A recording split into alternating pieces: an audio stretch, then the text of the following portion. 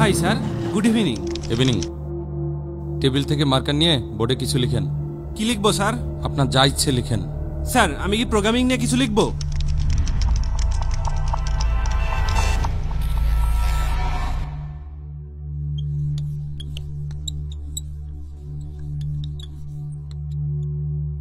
আপনি জাভা কেন লিখলেন? আমি জাভাতে প্রোগ্রামিং। আমি জিজ্ঞাসা করছি আপনি জাভা কেন লিখলেন? আপনি চাইলে যে কোনো কিছু লিখতে পারতেন। আমি আপনাকে কিছু লিখতে বলেছি। আপনি চাইলে কোনো কিছু লিখতে পারতেন। আপনাকে কোনো কনটেক্সট ছাড়াই লিখতে বলেছি, কিন্তু আপনি জাভা কেন লিখলেন? আপনি আমাকে কিছু লিখতে বলেছেন, কি লিখবো সেটা বলেননি। আমি জাভা প্রোগ্রামার, তাই জাভা লিখেছি। তার মানে আপনি জাভা সম্পর্কে ভালো জানেন।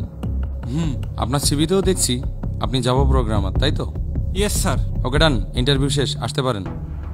মানে আপনি তো এখন পর্যন্ত কোনো কিছু জিজ্ঞাসাই করলেন না, তাহলে ইন্টারভিউ শেষ হলো কিভাবে? How are you, Miraj? I am fine. How are you, sir? I'm fine. Say something about yourself. I am Miraj Hussain. I am from Zinaida. Stop. Get out from here. Sorry, sir. I say, get out from here.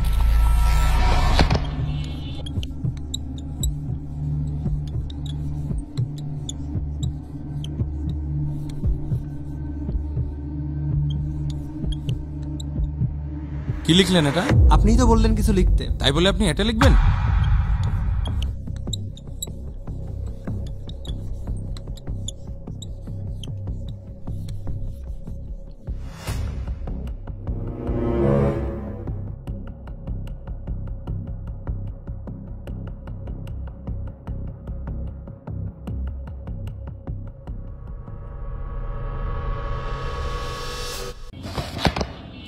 আমার 10 বছরের অভিজ্ঞতা আছে।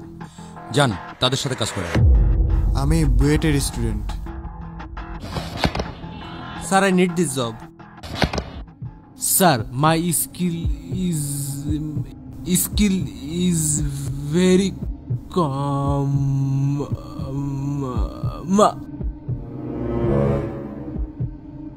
মাই skill is very.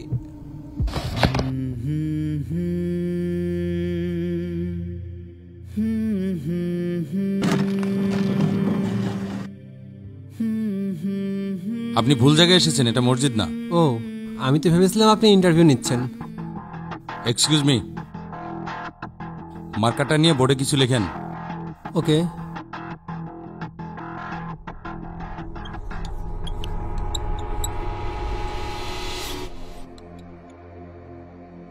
Okay, sit down. Sure.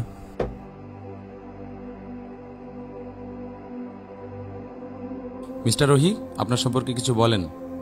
আমার CV থেকে তো আপনি আমার সম্পর্কে সবকিছুই জেনেছেন। যেইটা জানেন না সেইটা বলি। আমি চটপটি খাইতে ভালোবাসি, ফুচকা ভালো লাগে না। ওকে, আপনার একাডেমিক মার্কে তো কম কেন? আসলে ক্লাসরুমে বসে বসে বোরিং লেকচার শোনা আমার একদমই পছন্দের ছিল না। আর তথ্য মুখস্থ করে এক্সাম দেওয়া তো ছিল আরও অপছন্দের কাজ।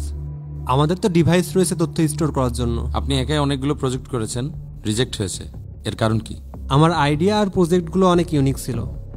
অনেক কোম্পানি সেটা বুঝতে পারেনি, যার ফলে তারা বলেছে যে নিজেকে জিনিয়াস মনে করলে প্রজেক্টগুলো একা একা করে দেখান।